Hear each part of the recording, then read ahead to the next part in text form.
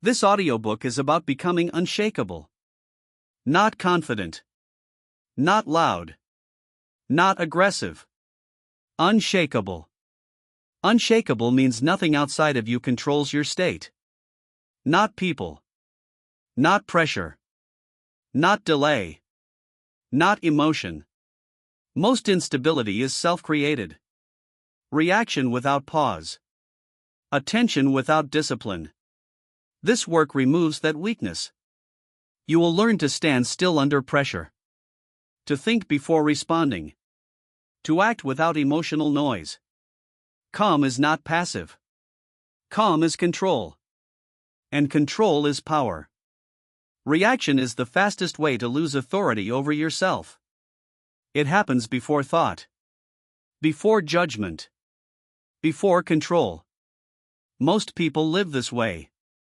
They react to tone. They react to delay. They react to pressure. They react to discomfort. And every reaction transfers power. Not gradually. Immediately. The moment you react, something outside of you takes the lead. A person. A situation. An emotion. That is not strength. That is exposure. You may believe reaction is honesty. You may believe it is confidence. You may believe it proves conviction. It does not. It proves lack of containment. You are not reacting because you chose to. You are reacting because you were pulled. That's the difference. Command is not force. Command is not volume. Command is not intensity. Command is restraint. When you react without pause, you abandon position. You give up the advantage of time. You surrender clarity for speed. Speed feels powerful. But speed without control is weakness. You have a choice. But that choice exists only in the pause. Without a pause, there is no decision. There is only impulse. Most people never experience that pause. Their emotions fire. Their mouth follows. Their body moves. They believe this is normal. It is common. It is not effective. Reaction is predictable. Predictability is exploitable. If someone can trigger you, they can steer you. If a delay can disturb you, it can weaken you. If discomfort can rush you, it can control you. That is the cost of reaction. You are not meant to suppress emotion. You are meant to contain it. Emotion is energy. Uncontained energy burns uncontrolled. Contained energy becomes usable. That's the key. When something provokes you, nothing is required immediately. No answer. No defense. No explanation. Silence is not surrender. Silence is positioning. You do not need their permission to pause. You do not need approval to remain still. You do not owe speed to anyone. The pause is where authority returns to you. In that pause, your breathing settles. Your nervous system slows. Your perception widens. You begin to see instead of react. Most mistakes happen in the first second. Most regret is created by speed. Most loss of respect is self-inflicted. Reaction feels relieving in the moment.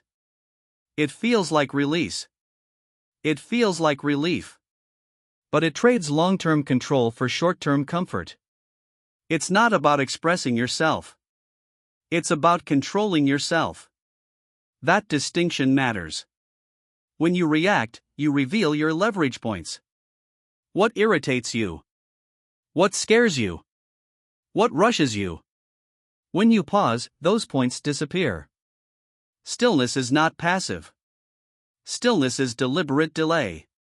Delay allows choice. Choice restores command. You have been trained to believe urgency is required. That immediate response proves competence. That silence is weakness.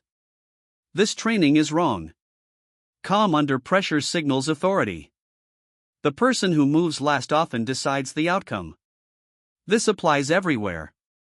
conversation, conflict, negotiation, internal decision making. The more pressure you feel, the slower you must move. Not externally, internally.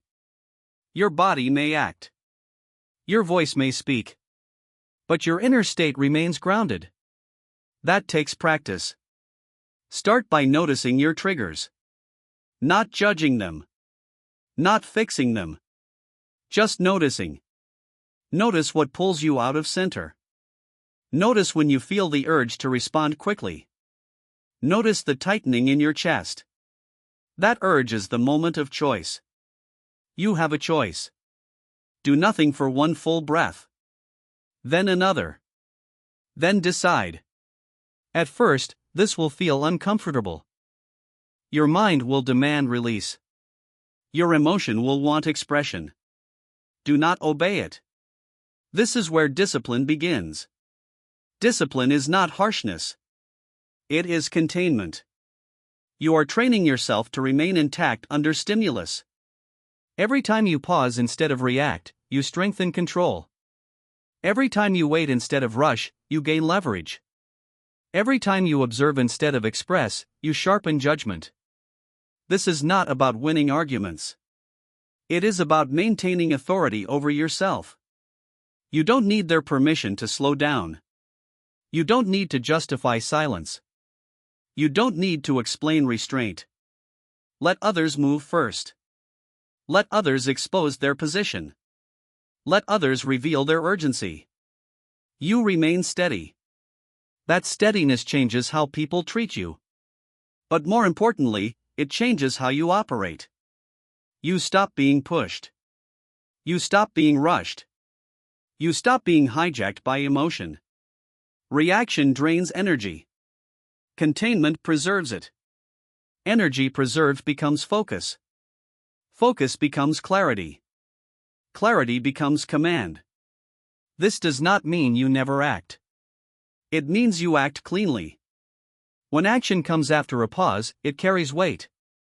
It is precise. It is measured. You say less.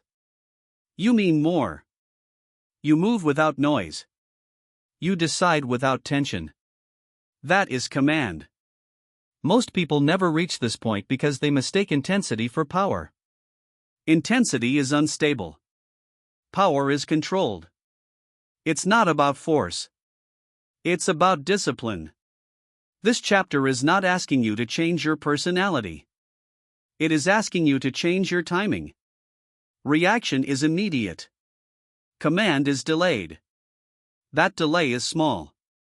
But it changes everything. Practice this daily. In minor moments. In low-stakes situations. Train the pause before pressure forces it. Because when pressure is high, training is all you have.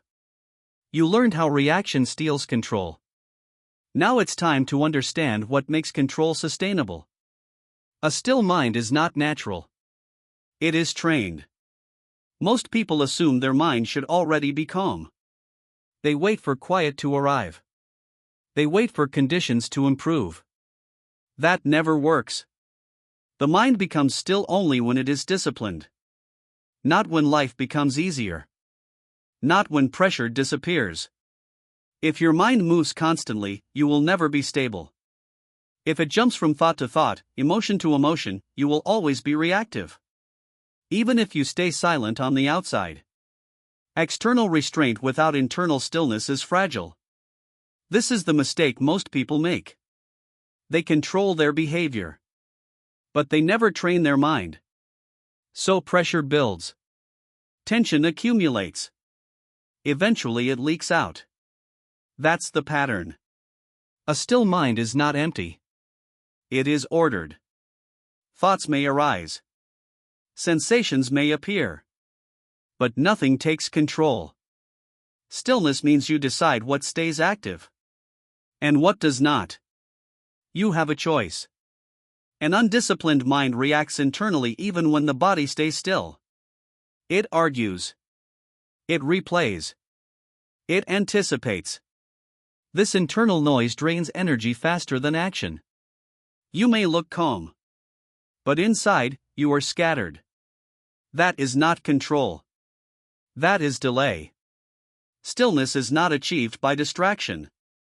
It is achieved by containment. Scrolling is not rest. Constant input is not recovery. Noise does not calm the mind. It agitates it. Every piece of information demands processing. Every comparison pulls attention outward. Every notification fragments focus. And a fragmented mind cannot be still. That's the key. If you want internal stability, you must reduce unnecessary input. Not forever, but intentionally. You do not need to know everything. You do not need to respond to everything. You do not need to engage with everything. You don't need their permission to disconnect. Stillness begins when you stop feeding restlessness. This is not avoidance. It is discipline. A still mind can observe pressure without absorbing it. A restless mind becomes pressure. When stress enters a still mind, it slows down. When stress enters a restless mind, it multiplies. This is why stillness is a strategic advantage. You are not trying to feel calm. You are training control. Control over attention.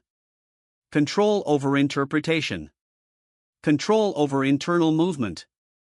Most people believe their thoughts control them. That belief is learned. And it can be unlearned. Thoughts arise automatically. Engagement is optional. You have a choice.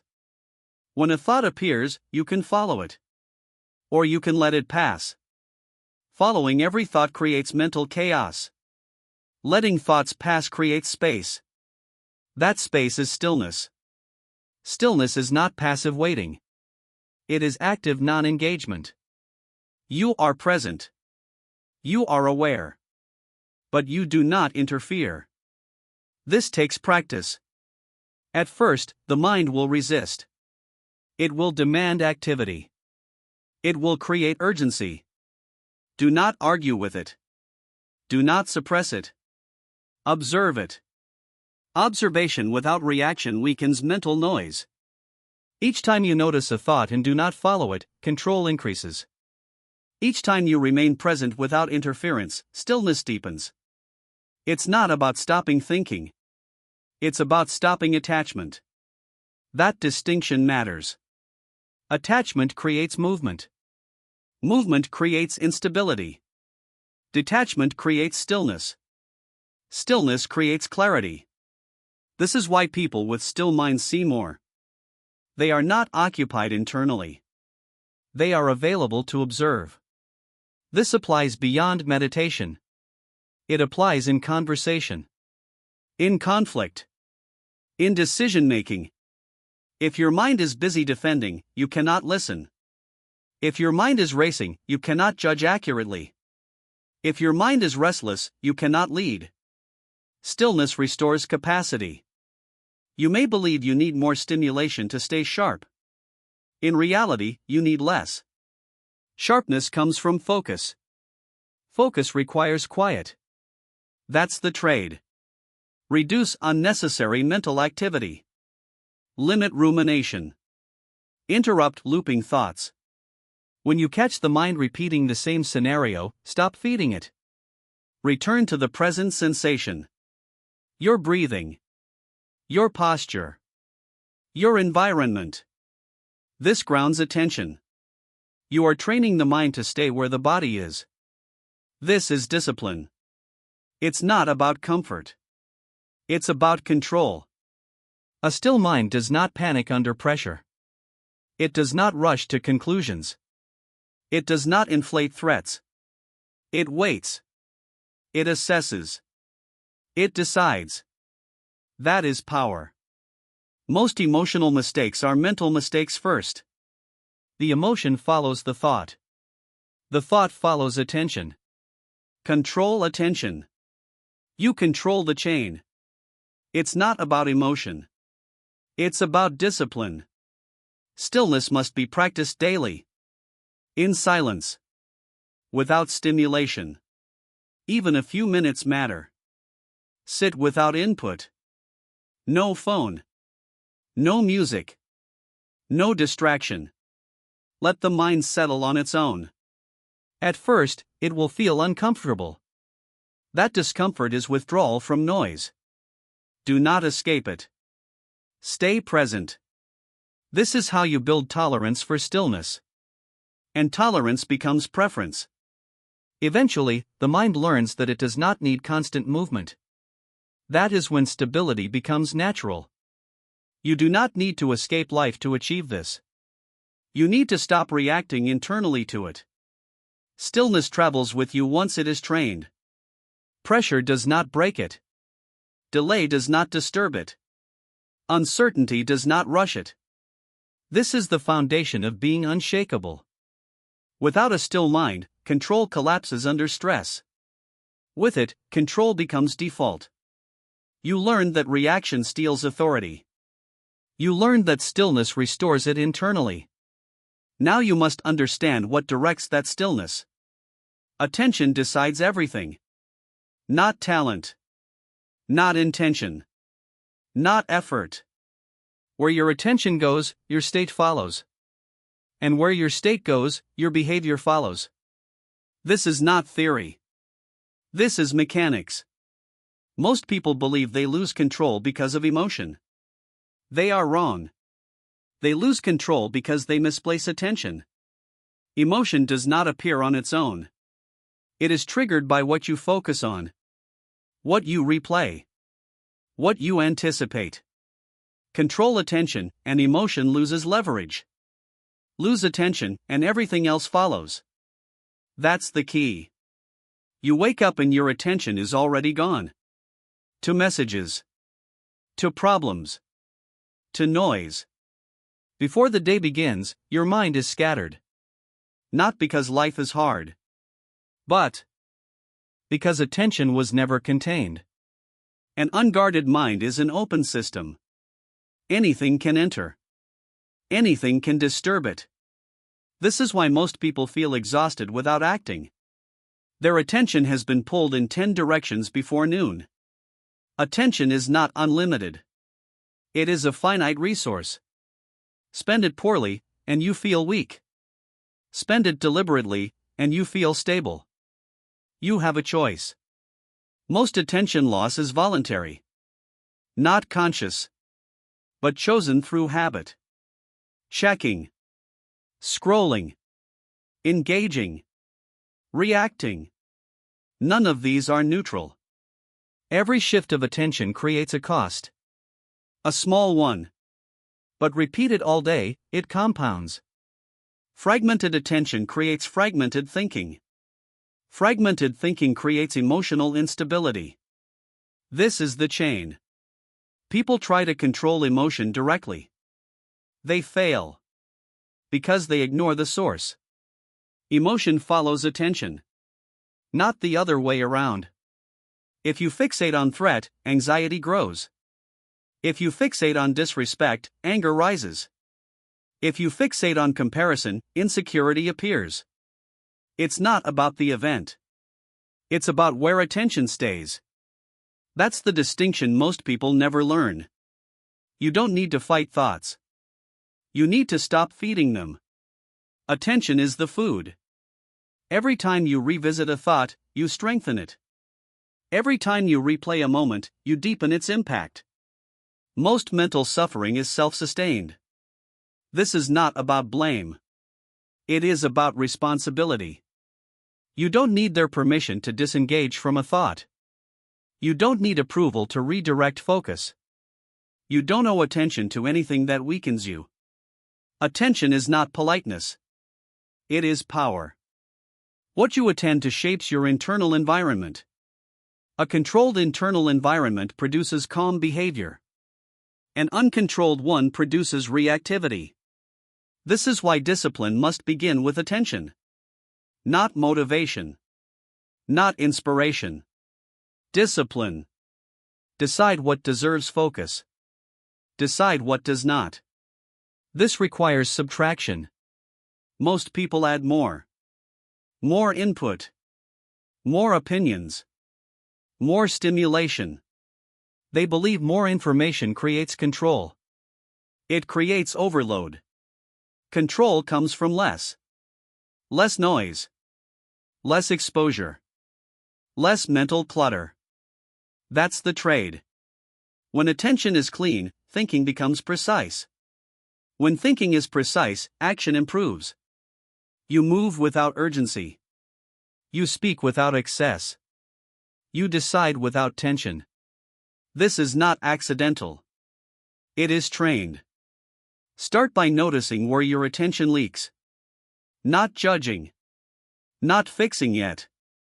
Just noticing. When do you lose focus? What pulls you out of center?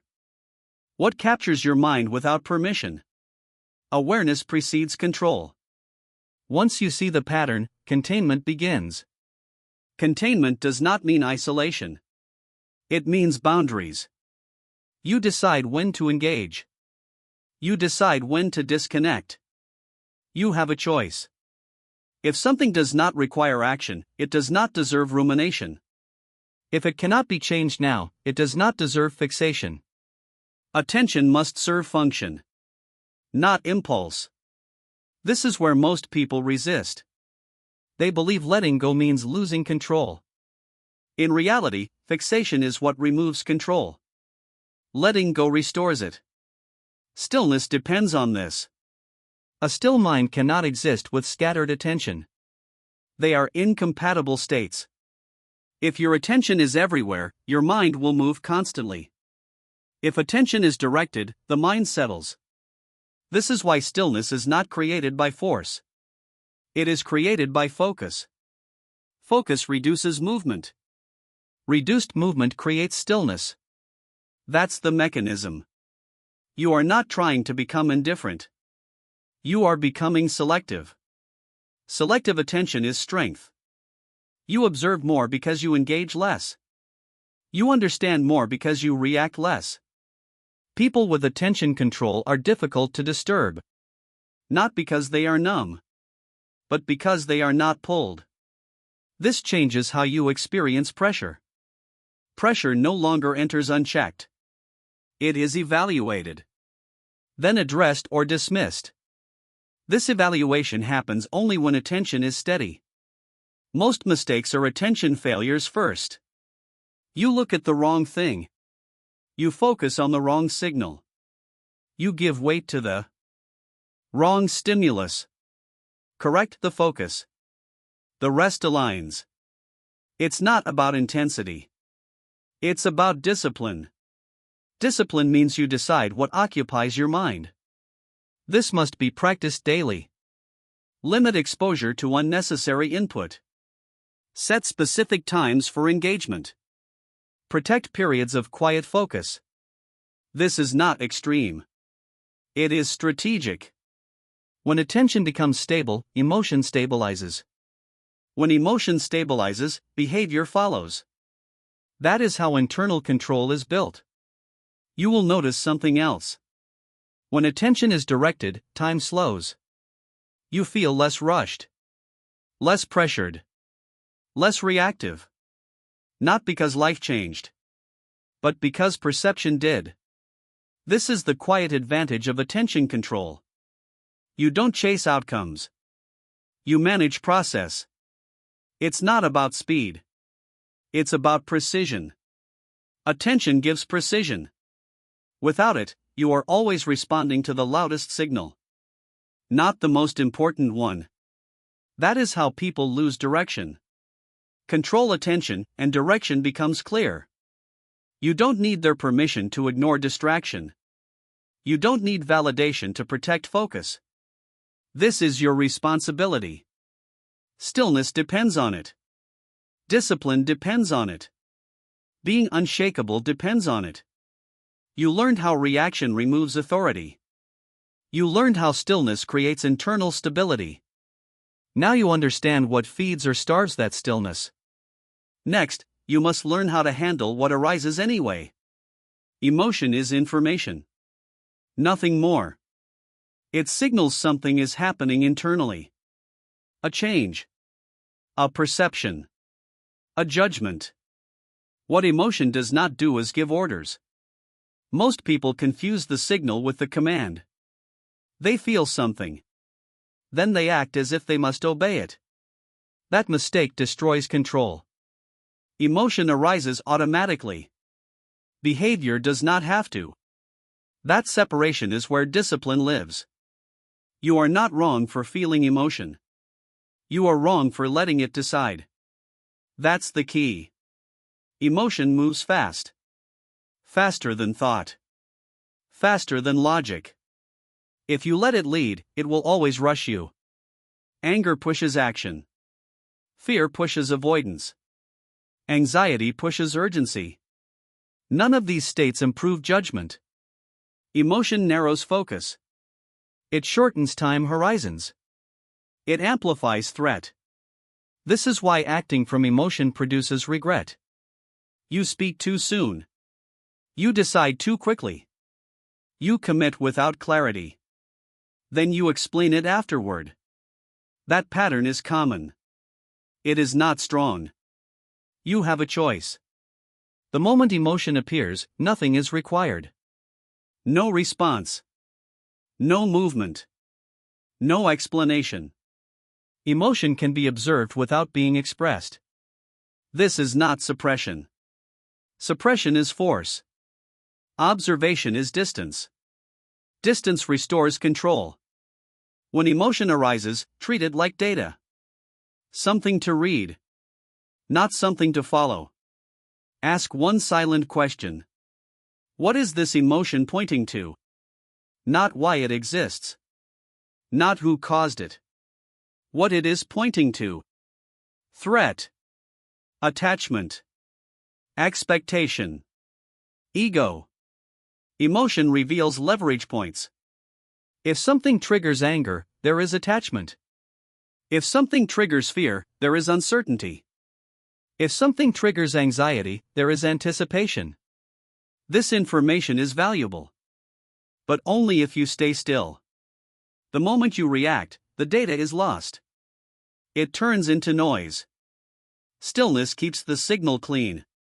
Most people think control means feeling nothing. That is wrong. Control means feeling clearly without acting blindly. That distinction matters. You are not becoming numb. You are becoming precise. Precision requires space. Emotion collapses space when you rush. Pause restores it. You have a choice. If you act immediately, you trade accuracy for relief. If you wait, you gain clarity. Waiting feels uncomfortable at first. Emotion wants discharge. Do not grant it. This is where discipline overrides impulse. Emotion peaks and falls if left alone. Like a wave. If you ride it, it carries you. If you stand still, it passes. That's the mechanism. Most emotional damage is self-inflicted. Not by feeling. By reacting. People say things they do not mean. They commit to paths they do not want. They escalate situations unnecessarily. All because emotion was treated as a command. It is not. Emotion is a message. Read it. Then decide. Decision must come from stillness. Not from heat. Stillness cools perception. It widens context. You begin to see options you missed. Consequences you ignored. Alternatives you rushed past. This is why calm people appear intelligent under pressure. They are not smarter. They are slower internally. Slowness creates accuracy. This applies everywhere. In conflict. In leadership. In personal decisions. If emotion dictates timing, you lose leverage. Control timing. You control outcomes. It's not about emotion. It's about discipline. Discipline means emotion is allowed. But it does not steer. This requires practice. Start with labeling. Silently. Anger. Fear. Tension. Naming emotion creates distance. Distance weakens urgency. Urgency is the enemy of control. Most people act because they feel rushed, not because action is required. Emotion creates that rush. You do not need their permission to wait. You do not need approval to pause. You do not owe expression to anyone. Containment is strength. You may worry that holding emotion will build pressure. It does not. Reaction builds pressure. Observation releases it. Each time you let emotion pass without action, trust grows. Trust in your control. Trust in your restraint. That trust compounds. Eventually, emotion loses dominance. Not because it disappears. Because it is no longer feared. Fear of emotion is what gives it power. Once you know you can feel without acting, control stabilizes. You stop bracing. You stop rushing. You stop explaining yourself. Your presence becomes neutral. Clear. Unmovable. This changes how others interact with you. But that is secondary. The primary change is internal. You stop being hijacked. Emotion still informs you, but it no longer drives you. This is the shift. Most people outsource decision-making to their feelings. Then wonder why outcomes are inconsistent. Consistency comes from discipline. Discipline comes from separation. Separation between feeling and action. This does not mean delay forever. It means act after clarity. Clarity arrives when emotion settles. That settling takes seconds. Sometimes minutes. Rarely more. Give it time. You have a choice. The next time emotion appears, do less. Not more. Stay silent. Stay present. Stay grounded. Let the signal show itself fully. Then decide. This is not weakness. It is command. Command over yourself is the only command that matters. When emotion stops directing you, another dependency becomes visible. The need to be seen. The need to be validated. The need to be approved. That is the next layer to remove. You learned that emotion is information, not instruction. Now it's time to eliminate the force that keeps pulling emotion outward. The need for approval is one of the strongest sources of instability. Not because approval matters, but because dependence on it removes control. When your sense of balance depends on how others respond, you are exposed. Their opinion can lift you. Their silence can disturb you. Their rejection can derail you. That is not freedom. Approval creates a hidden contract. You adjust behavior in exchange for acceptance. You soften decisions in exchange for comfort. You rush responses to avoid disapproval. Most people do this automatically. They don't see it as weakness. They see it as social awareness. It is not. It is dependence. You have a choice. Every time you seek approval, you hand authority outward. You wait to feel settled. You wait to feel safe. That waiting weakens you. Approval feels harmless because it is subtle. It hides behind politeness, behind cooperation, behind being liked. But its effect is clear. You stop acting from principle. You start acting from anticipation. Anticipation of reaction. Anticipation of judgment. Anticipation of loss. That anticipation shapes behavior more than reality ever does. That's the key. Most pressure is imagined. Not because people are weak, but because approval is being monitored constantly. What will they think? How will this look? Will this upset them? Those questions never lead to clarity. They lead to hesitation. Hesitation erodes authority. When you need approval, you cannot be still. Your mind stays alert for feedback. Your attention stays external. Stillness becomes impossible. A still mind does not scan for validation. It rests in self-direction. Approval seeking is emotional outsourcing. You let others decide when you are okay. That is a dangerous arrangement. You don't need their permission to be steady. You don't need confirmation to proceed.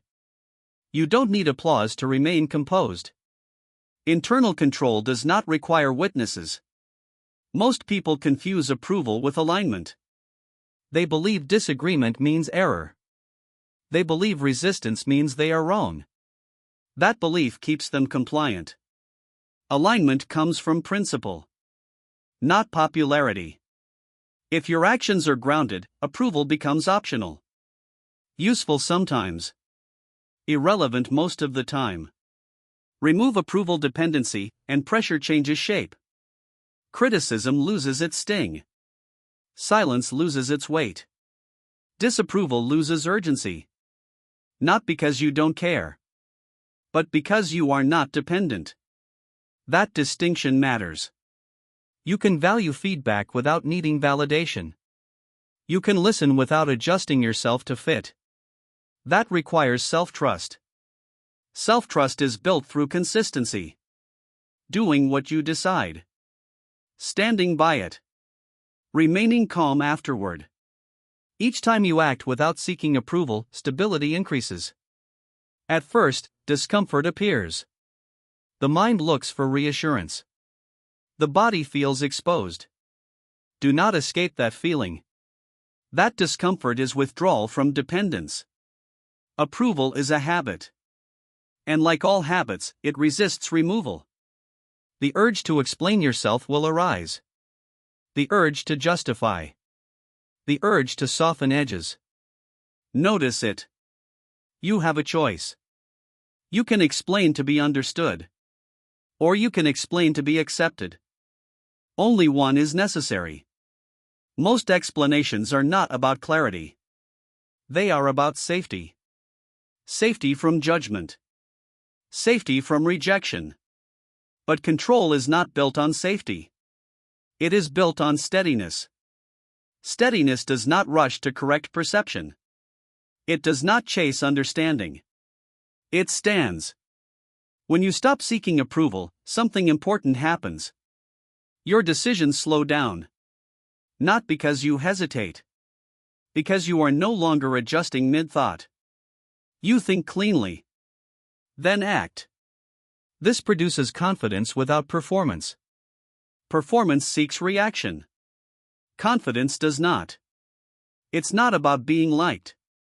It's about being aligned. Aligned behavior creates internal peace. Approval-seeking behavior creates tension. That tension accumulates. People who seek approval are always monitoring tone, expression, response. That monitoring never rests. Remove it, and energy returns. This is why people who are internally independent feel calm. Not because life treats them better. Because they are not waiting for permission to feel stable. You don't need their permission. Say that clearly. You don't need their permission to pause. You don't need their permission to disagree. You don't need their permission to remain silent. Silence often triggers discomfort in others. Especially those who rely on reaction. That is not your problem. Containment may be misinterpreted. Let it be. Clarity does not need defense. Most approval seeking is learned early. Reward and punishment. Acceptance and rejection. Those patterns linger. But you are no longer required to operate from them. You are allowed to be neutral. Neutrality is powerful. It means you are not pulled by praise. And not pushed by criticism. Both are forms of control. This does not mean isolation. It means independence. You still engage. You still cooperate. But from choice. Not from fear of response. That's the shift. Notice how often you check for reaction. After you speak. After you act. That check is the habit. Interrupt it. Act. Then stay still. Let the outcome exist without chasing it. This trains emotional independence. Independence does not mean indifference. It means stability. You can care without being controlled. That is discipline. It's not about ego. It's about containment. Approval pulls attention outward. Stillness pulls it back. If you want to be unshakable, approval cannot be your anchor. Anchors must be internal. Principle. Discipline. Restraint. These do not fluctuate. People do. Remove the need for approval, and another truth becomes clear. You have been rushing to secure outcomes. Not because action was required, but because validation was uncertain. That urgency weakens judgment. To fully stabilize, urgency itself must be addressed.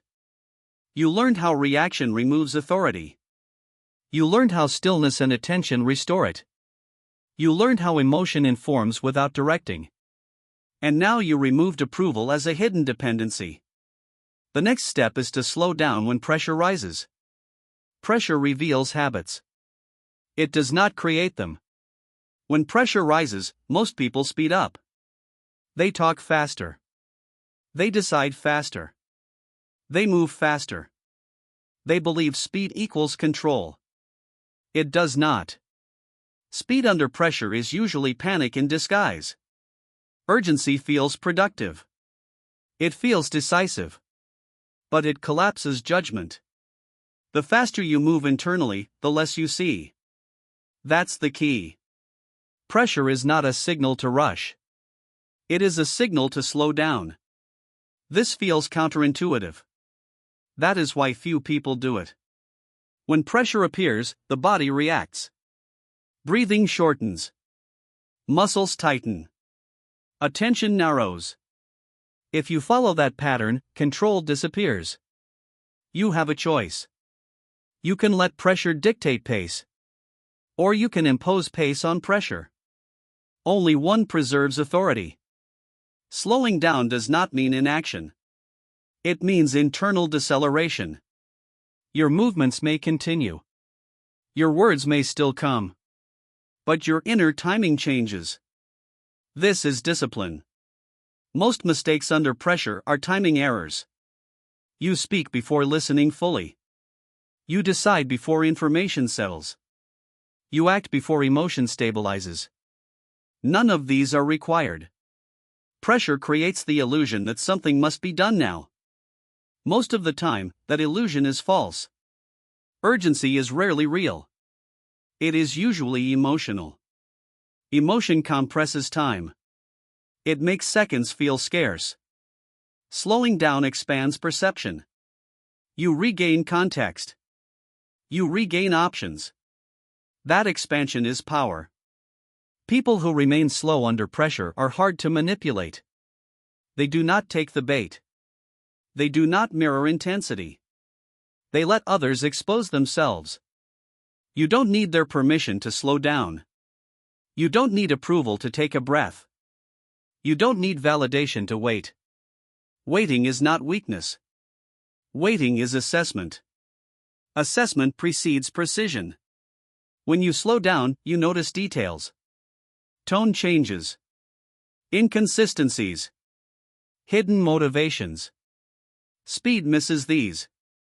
This is why calm individuals often dominate tense situations. They are not overwhelmed by the moment.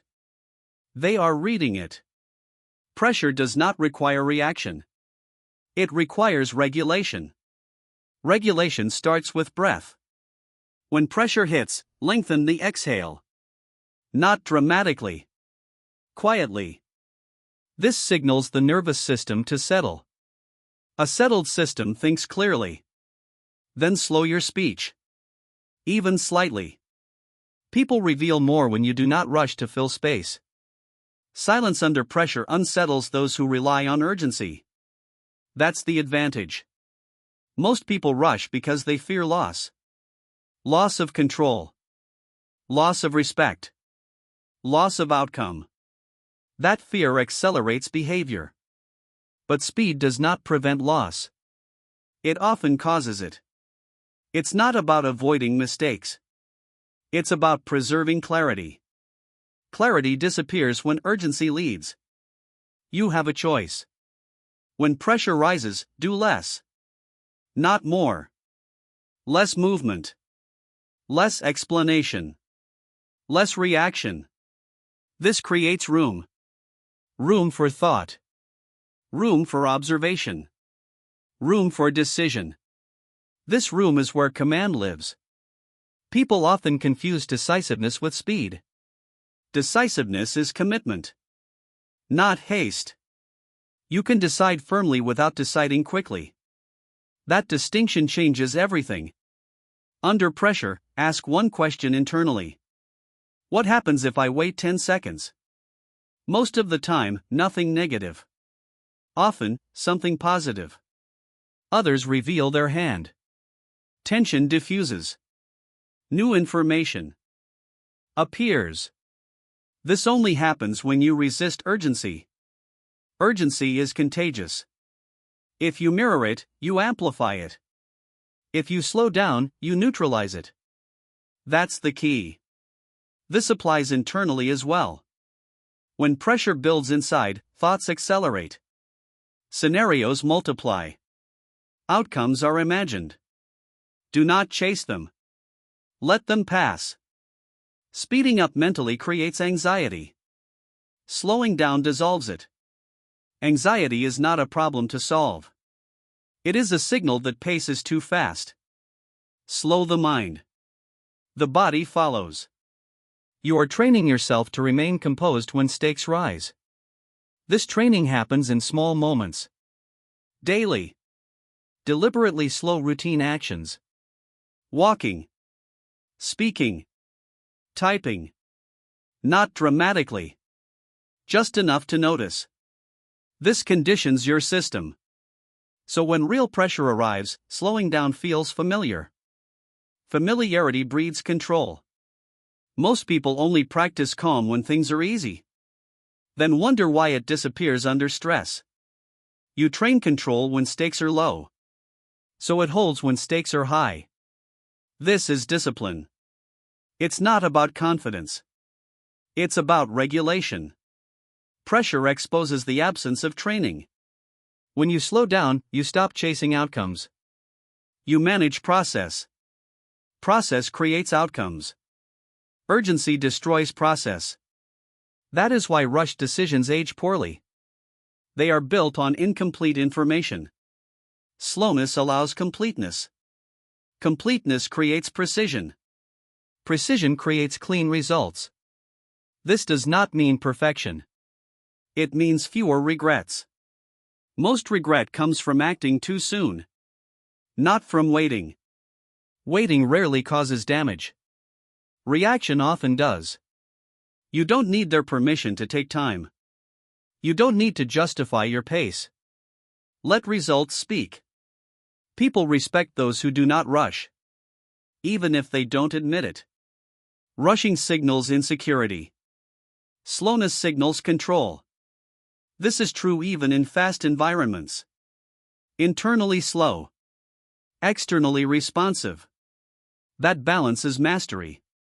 When pressure rises next time, notice the urge to accelerate. That urge is the moment. Pause. Slow the breath. Settle the body. Widen attention.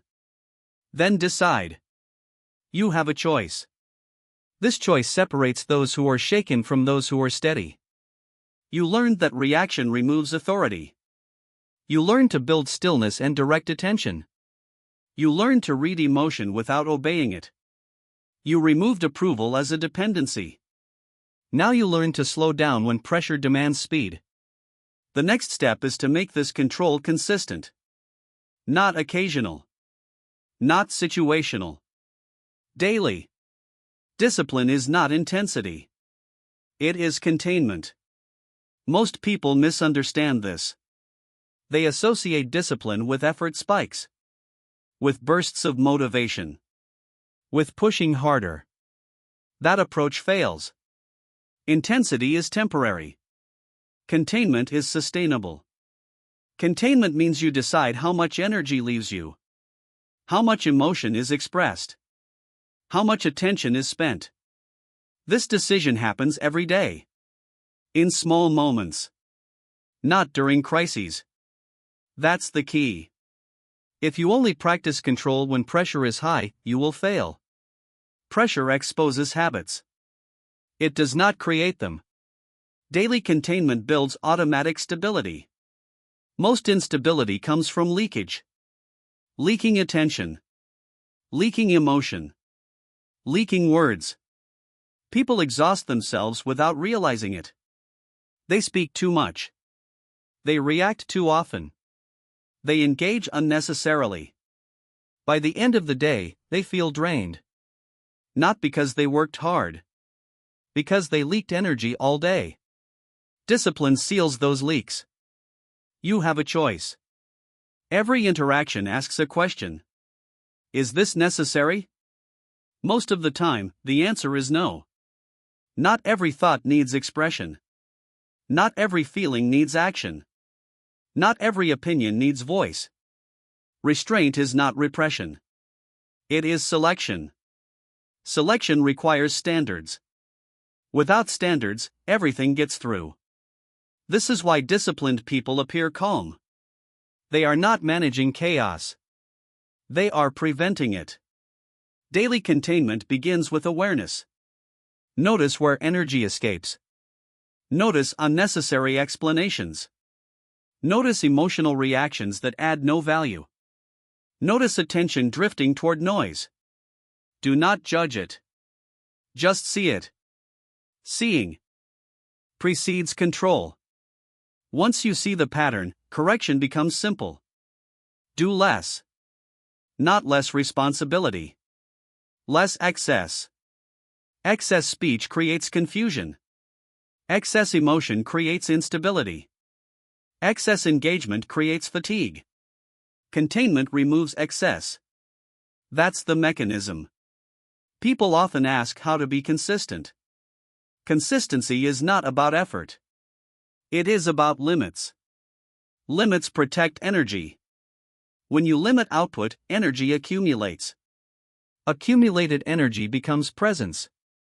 Presence becomes authority. This is why quiet individuals often feel powerful. They are not depleted. They are contained. Daily discipline means you do not express everything you feel. You do not chase every thought. You do not respond to every stimulus. You have a choice. When something arises internally, ask one question. Does this require action? If the answer is no, remain still. Stillness is an action. It preserves alignment. Most people equate discipline with doing more. Real discipline is about doing less. Less reaction. Less explanation. Less indulgence. Indulgence feels good in the moment. It weakens structure over time. Structure creates freedom. Without structure, you are at the mercy of mood. Mood is unstable. Discipline replaces mood with standards. Standards do not change daily. They do not respond to emotion. They hold. This is how internal trust is built. Each time you contain yourself, you prove reliability. Reliability builds confidence. Confidence stabilizes behavior. This confidence is quiet. It does not need display. It's not about being strict. It's about being consistent. Consistency removes friction. When you know how you will respond, decisions simplify. You stop negotiating with yourself. Negotiation drains energy. Containment ends negotiation. You already know the rule. So you follow it. Daily containment shows up in routine. How you start the day. How you handle minor irritation. How you end conversations. These moments seem insignificant. They are not. They are training. Every small restraint strengthens the system. Skipping this training creates fragility. People who rely on motivation collapse under stress. People who rely on discipline remain steady. It's not about emotion.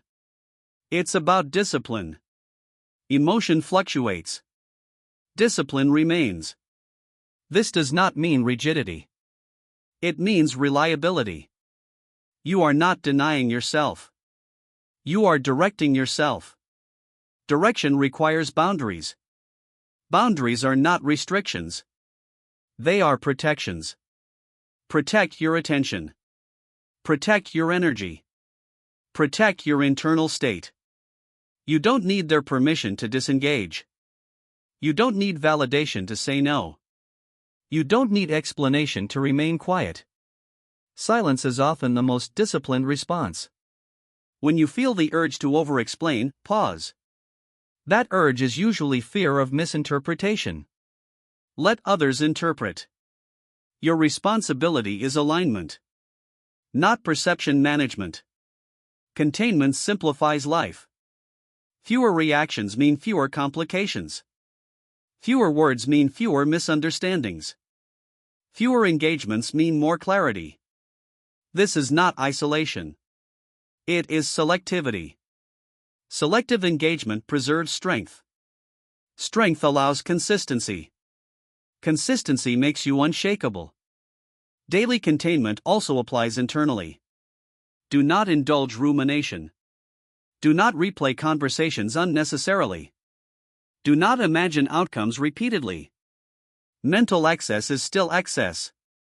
Contain the mind as you contain behavior. When thoughts loop, interrupt them. Return to the present task. Return to physical sensation. This grounds attention. You are training the mind to stay where it is placed. That training compounds.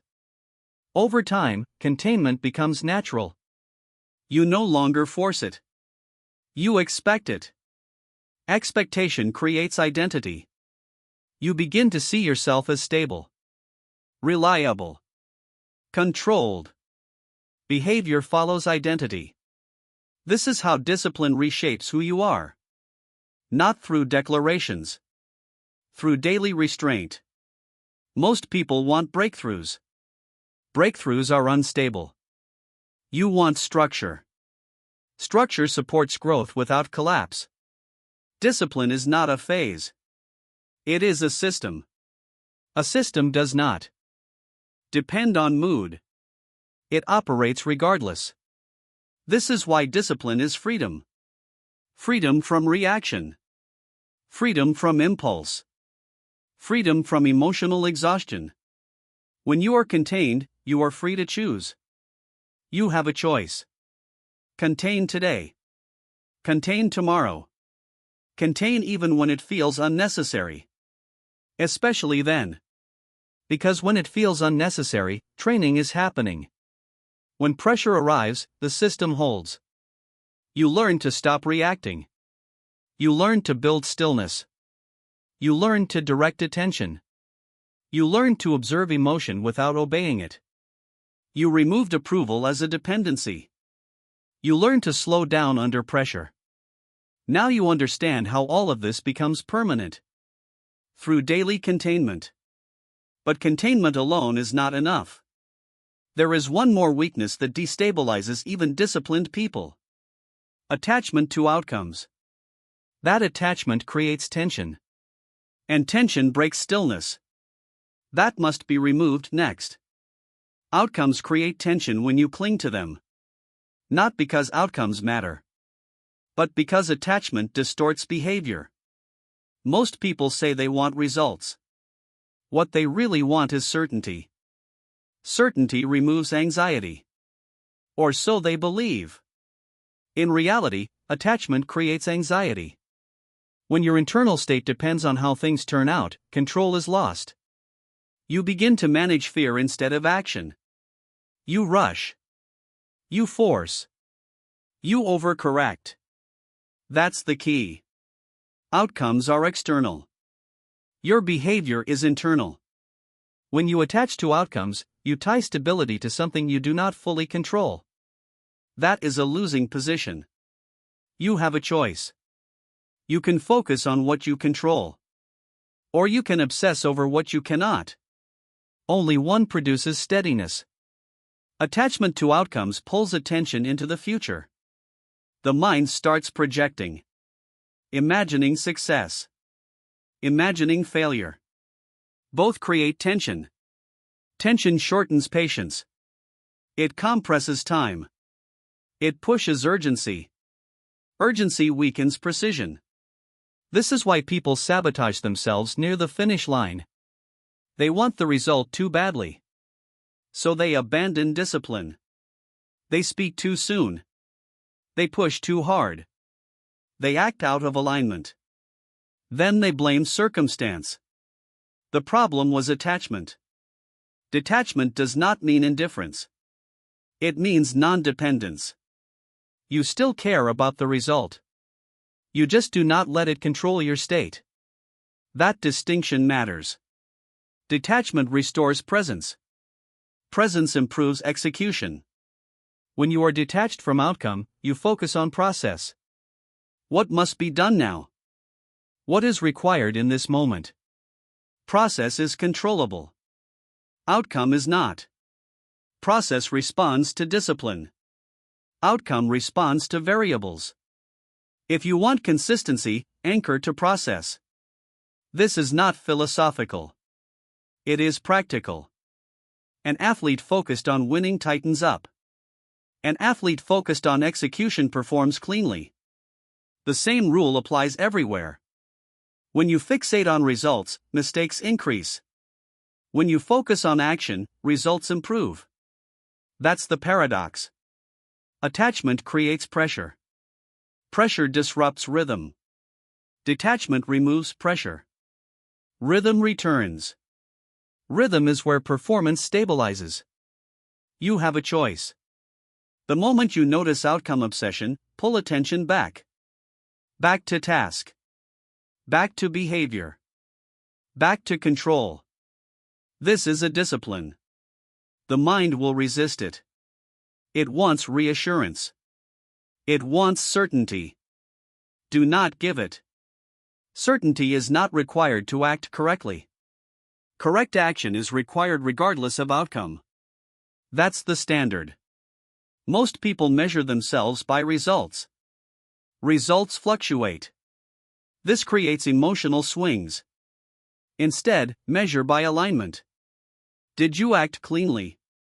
Did you follow principle? Did you maintain restraint? These measures do not fluctuate. They stabilize identity. When identity is stable, behavior follows. Attachment also creates overthinking. You replay decisions. You second-guess timing. You imagine alternatives. This wastes energy. Energy should be conserved for action, not spent on speculation. Speculation does not change outcomes. It only drains focus. Detachment stops speculation. You accept uncertainty. You act anyway. This is maturity. Most people avoid uncertainty. They try to eliminate it. They cannot. Uncertainty is built into life. The disciplined person does not eliminate uncertainty. They become steady within it. That steadiness is unshakable. You don't need their permission to let go of outcomes. You don't need approval to stop chasing reassurance. You don't need validation to remain composed while waiting. Waiting without attachment is power. Attachment makes waiting painful. Detachment makes waiting neutral. Neutrality preserves energy. This applies to success and failure equally. Success can destabilize as much as failure. Pride creates complacency. Expectation creates pressure. Detachment keeps you grounded in both. You do not rise with praise. You do not fall with disappointment. You remain steady. That steadiness compounds. When others panic, you observe. When others rush, you slow down. When others force outcomes, you manage process. This creates long-term advantage. It's not about emotion. It's about discipline. Discipline means you execute without bargaining, without hoping, without clinging. Hope is not a strategy. Discipline is. This does not mean pessimism. It means realism. You accept what you control. You release what you do not. Release does not mean quit. It means unclench. An unclenched mind thinks clearly. Clear thinking produces better decisions. Better decisions improve outcomes naturally. This is why detachment works. People often fear that letting go will reduce effort. The opposite happens. Effort becomes cleaner, more precise, less frantic. Frantic effort wastes energy. Clean effort compounds. That's the key. Detachment also reduces emotional volatility. No spikes. No crashes. You stop writing results. You act. You adjust. You continue. This creates endurance. Endurance is required to be unshakable. Short bursts of control are not enough. Control must last. Detachment makes control sustainable. You have a choice. Next time you notice yourself clinging to a result, pause. Return to the next correct action. Execute it fully. Then release it. Do not check. Do not replay. Do not chase reassurance. Let the outcome unfold. Your responsibility ends with execution. This discipline changes how pressure feels. Pressure loses leverage when outcome attachment is gone. You are no longer performing for the future. You are acting in the present. That presence is where control lives. You learn to contain reaction. You learn to build stillness. You learn to direct attention. You learn to read emotion without obeying it. You removed approval dependency. You slowed down under pressure. You built daily containment. Now you have removed outcome attachment. One final skill remains. How to act precisely once all noise is removed. Precision is what remains when noise is gone. Not speed. Not intensity. Precision. Most people act. Few respond. Action is movement. Response is decision. Decision requires clarity. Clarity requires stillness. This is why precision is rare. When reaction, emotion, approval, urgency, and outcome attachment are removed, something changes. You are no longer pushed. You are choosing. That's the key. A precise response is deliberate. It is timed. It is minimal. It does not waste words. It does not waste energy. Most people overdo. They say too much. They move too fast. They commit too early. Overdoing is imprecision. Precision does not announce itself. It lands cleanly. You have a choice. Every moment presents options. Most are unnecessary. Precision means selecting the smallest effective action. Not the loudest. Not the fastest. The cleanest. Clean actions leave no residue. No regret. No explanation debt. This requires restraint. When you are calm, you can wait for the right moment. When you are attached, you rush. Precision cannot be rushed. Timing matters as much as content. The same words said too early fail. The same words said too late fail. Precision understands timing. This is why still people often speak last. They are not slower thinkers. They are better judges. Judgment improves when pressure is removed. Pressure pushes action forward. Precision pulls it back. You do not respond to fill space. You respond when response is required. Silence is part of precision. Most people are uncomfortable with silence. They fill it with noise. That noise weakens their position. Silence creates asymmetry. While others talk, you observe. While others reveal, you assess. Then you respond. Once. This response carries weight because it is not diluted. Precision also means clarity of intent. You know why you are responding. Not to soothe. Not to defend. Not to prove. You respond to move the situation forward or to close it. Nothing else. Anything beyond that is excess. Excess is where mistakes live. You have a choice. Before responding, ask one question internally. What is the purpose of this response? If there is no clear purpose, do not respond. This is discipline. Discipline filters impulse. Most impulse masquerades as necessity. It is not. Impulse wants release. Precision wants effect. Effect matters. Release does not. This applies internally as well. A precise response to internal pressure is often no response at all. A thought arises. You do not follow it. That is precision. An emotion appears. You observe it. That is precision.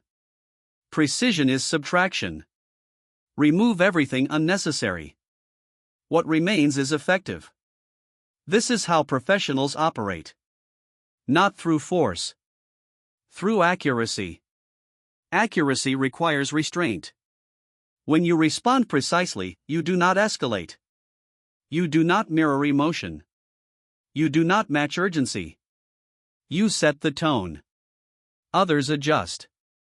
This is not manipulation. It is regulation. You regulate yourself first. The environment follows.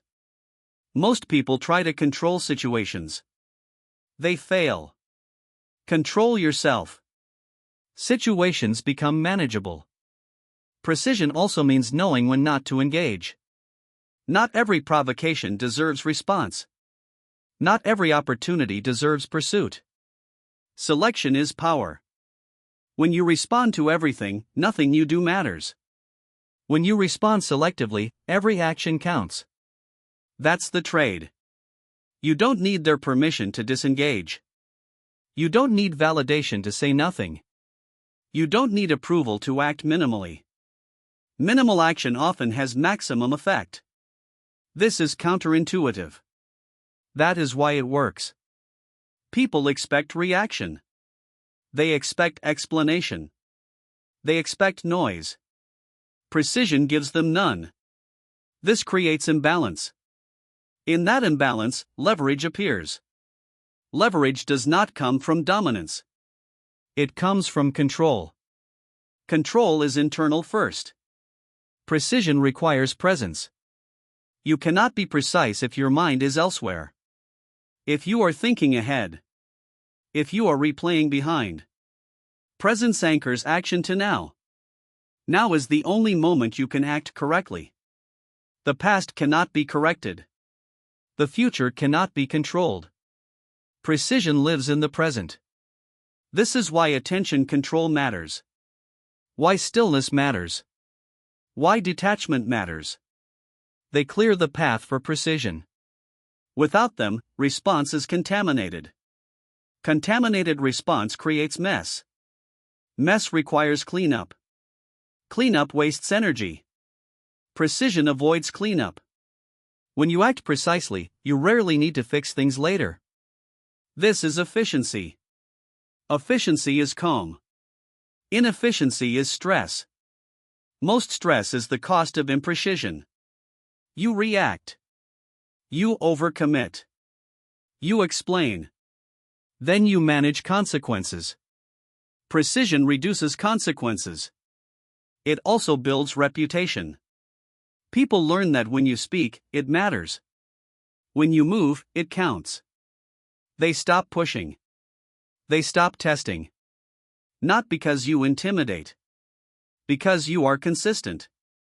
Consistency signals reliability. Reliability creates trust. Trust reduces friction. This is long-term control. Precision is also honest. Not emotionally honest. Operationally honest. You do not exaggerate.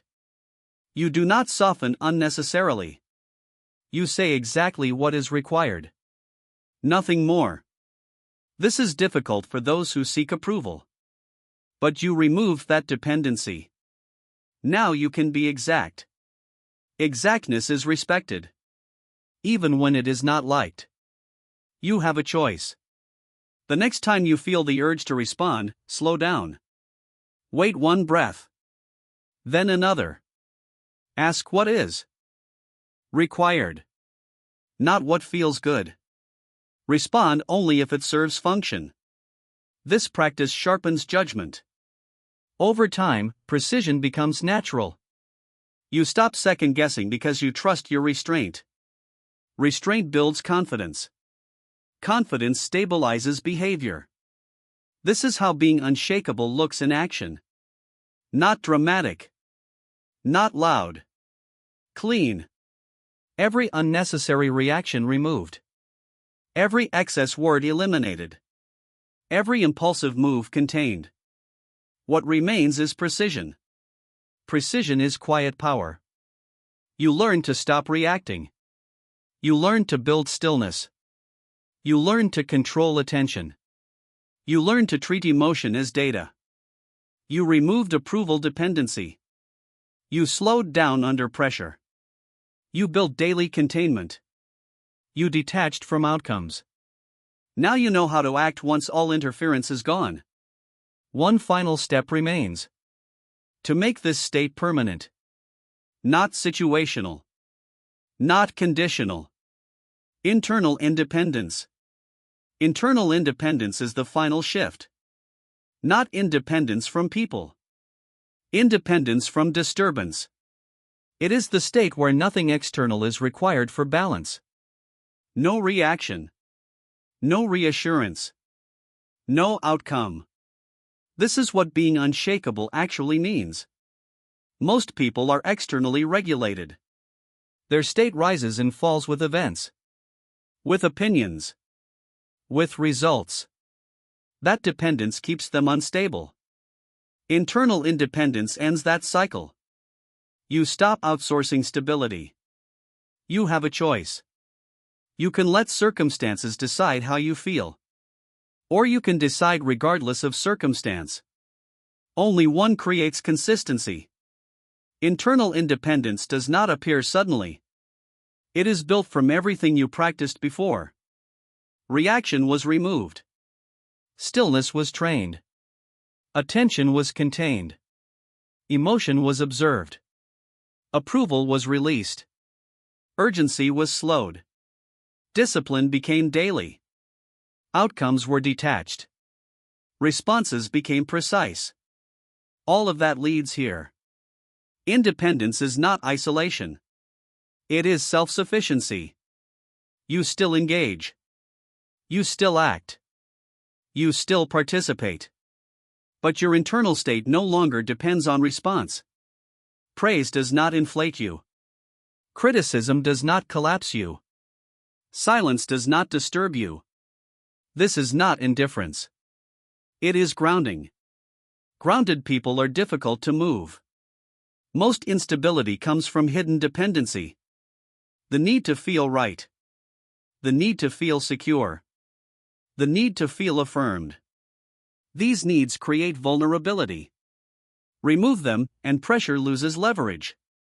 Internal independence means you do not wait to feel settled. You operate settled. You do not wait for confidence. You act from clarity. Confidence becomes a byproduct, not a requirement. That's the key. Most people believe they must feel ready before acting. They wait for certainty. They wait for motivation. Internally independent people do not wait. They act according to standards. Standards do not change with mood. Mood is irrelevant. You are not suppressing feeling. You are no longer governed by it. Feeling may be present. It simply does not decide. This is the final containment. When nothing external is required to regulate you, freedom appears. Freedom from reaction. Freedom from noise. Freedom from emotional debt. You stop carrying unresolved tension. Tension exists only when something external is expected to resolve you. Remove the expectation. Tension dissolves. Internal independence also changes how you experience time. You stop rushing the future. You stop reliving the past. You operate in the present because nothing else is needed. This creates calm endurance. Endurance matters more than intensity. Anyone can be composed for a moment. Few can remain composed consistently. Consistency is independence. You have a choice. Each day, you decide where regulation comes from. From outside. Or from within. This decision is often invisible. But its effects are obvious. Externally regulated people explain themselves. Internally regulated people do not. Externally regulated people chase resolution. Internally regulated people wait. Externally regulated people feel pulled. Internally regulated people remain centered. This is not arrogance. It is alignment.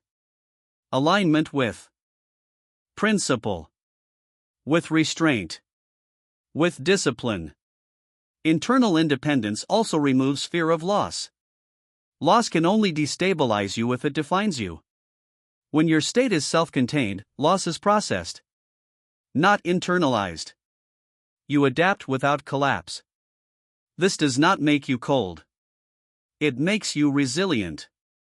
Resilience is calm recovery, not dramatic endurance. You still experience difficulty. You simply do not become it. That separation is everything. Most people merge with their circumstances. They become stressed. They become angry.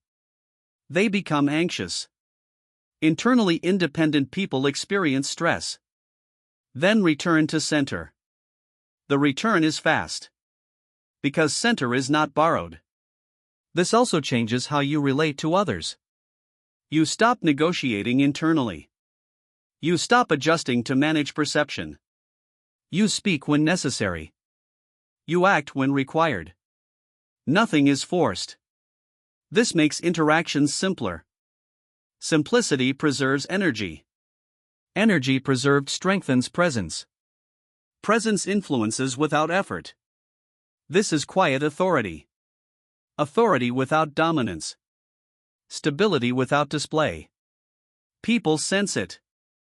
Not because you project. Because you are not reactive.